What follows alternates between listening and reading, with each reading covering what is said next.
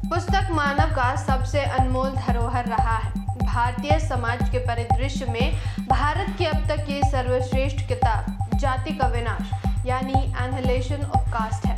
मैं आकृति कुमारी MBA news network में आपका स्वागत करती हूँ। हम जानते हैं कि विश्व पुस्तक दिवस बीते 23 अप्रैल को मनाया गया।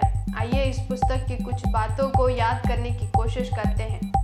इस किताब के दूसरे संस्करण की भूमिका में डॉक्टर अंबेडकर कहते हैं कि अगर मैं हिंदुओं को यह महसूस करा पाता हूँ कि वे भारत के बीमार लोग हैं और उनकी बीमारी और अन्य भारतीयों के स्वास्थ्य और खुशी के लिए खतरे पैदा कर रही है, तो मेरी संतुष्टि के लिए इतना काफ़ी होगा।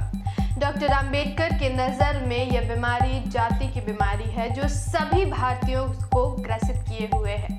वे बताते हैं कि इस बीमारी के शिकार भारत के मुसलमान और ईसाई भी हैं, भले ही उनका धर्म, वर्ण, जाति को मान्यता ना देता हो। जाति के खिलाफ संघर्ष को उन्होंने स्वराज के लिए संघर्ष से ज़्यादा दुष्कर माना है। उन्होंने लिखा है, जब आप स्वराज के लिए लड़ते हैं तो सारा राष्ट्र आपके साथ होता है, किंतु जाति के विरुद्ध संग्राम को सारे राष्ट्र से संघर्ष करना होगा और वह राष्ट्र को दूसरा नहीं स्वयं अपना ही है।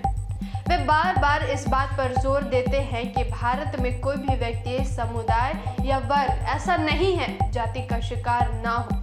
जाति ने किसी न किसी तरीके से सबको ग्रसित कर रखा है।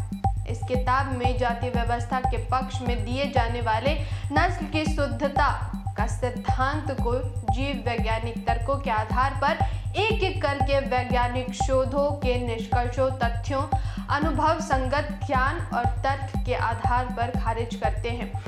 फिर वे एक एक करके भारतीय समाज और देश को जाति के होने वाले बुनियादी दुष्परिणामों की विस्तार से चर्चा करते हैं।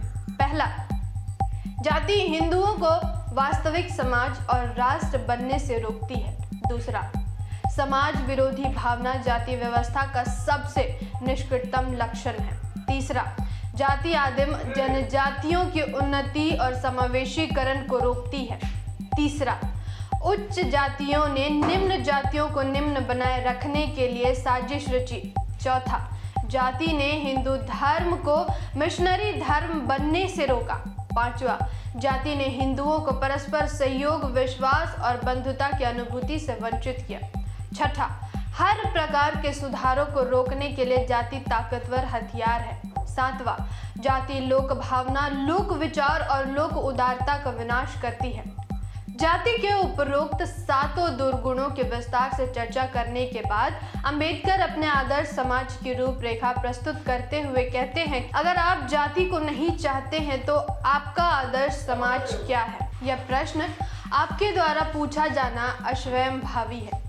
अगर आप मुझसे पूछते हैं तो मैं कहूँगा, मेरा आदर्श एक ऐसा समाज होगा जो स्वतंत्रता, समता और भ्रातृत्व पर आधारित होगा। और क्यों ना हो, आज भी भारत की सबसे बड़ी बीमारी जाति है।